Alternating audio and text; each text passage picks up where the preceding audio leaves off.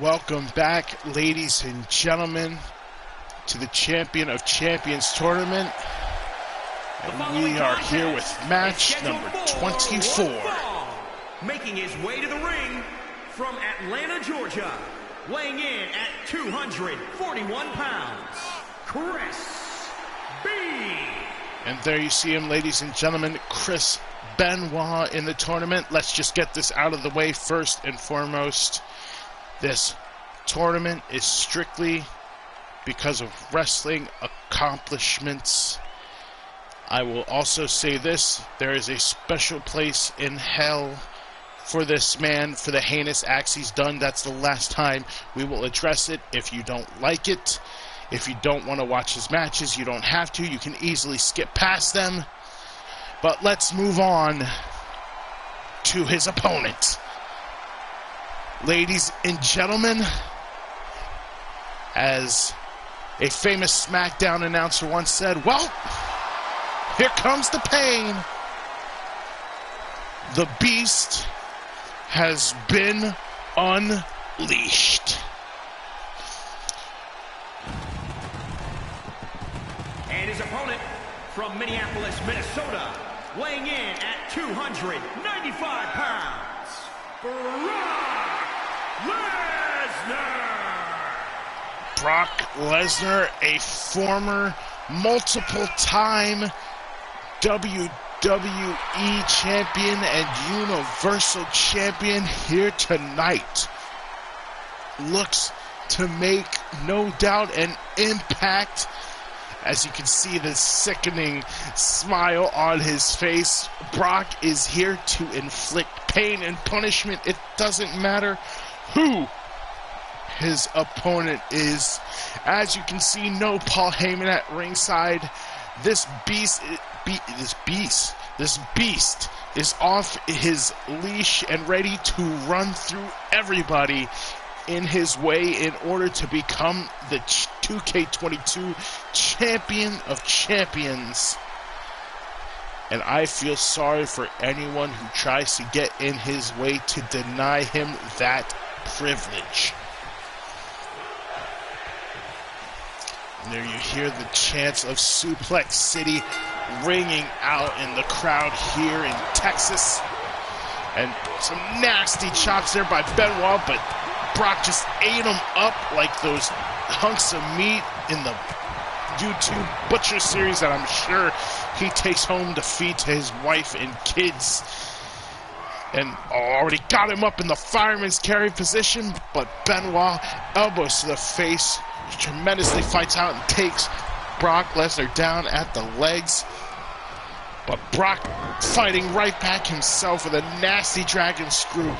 Both of these, well, I was going to say both these men don't want the other to gain an advantage, and just as I say that, Benoit once again fighting out in a nasty clothesline there and going right for the arm of Brock, which could play into so many different ways. Obviously, Brock's strength could be affected.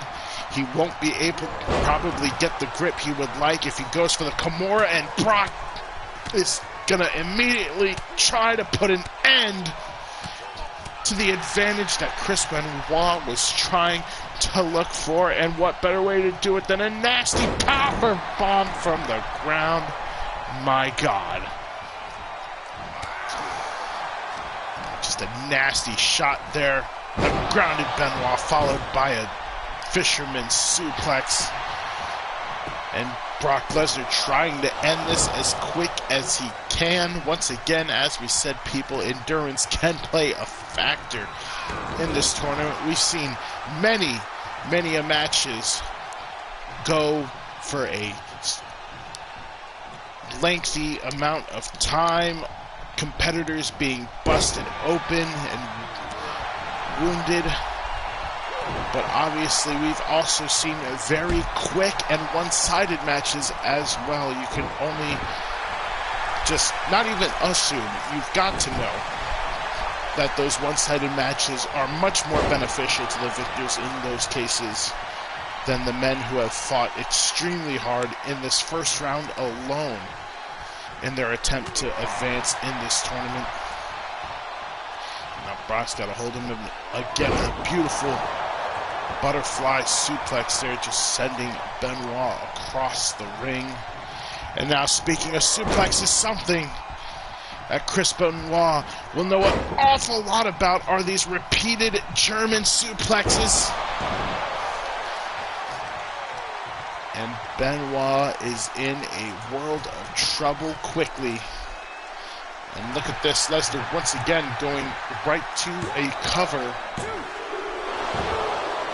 Of course, much like before we've seen in matches, had to move Benoit away from the ring ropes. That way he could not get there, but Benoit made the mistake of trying to charge in, and Lesnar was ready for him, as you saw with those shots to the body, but Benoit, he's not going to give up either. It's a beautiful drop toe hold, and look at the neck breaker. Trying to chop the big man down like a big old redwood, and look at this once again, going for the arm with a devastating cross arm breaker, but Brock way too close to the ropes. Nice dodge there. Brock could have been going for either that F5 or Kimura, but it looks like he's gained the advantage back anyway, as another butterfly suplex sends Benoit across the ring. And here he goes. Now he's got him up.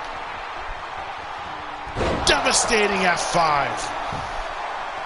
1, 2, 3, it's over.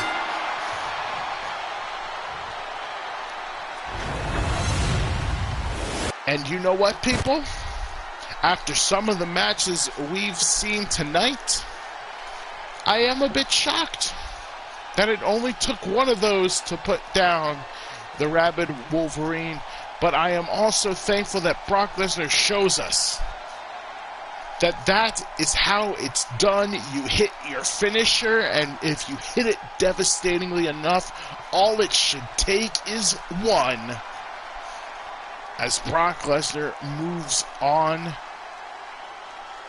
here tonight, just a devastating F5. Here is your winner, Brock Lesnar. And with that, ladies and gentlemen, the Beast Incarnate has moved on to the next round. Barely seems to have broken a sweat. And boy, like I said in the last video, John Bradshaw Layfield better be ready. He had to overcome Mr. Backlund in the first round, and that itself was quite the matchup. However, I hate to say, but I think his chances against the Beast may even be slimmer after that dominating performance there by Lesnar. But don't worry, as I've said before, friends, we've got more matches coming your way here tonight after this brief interruption.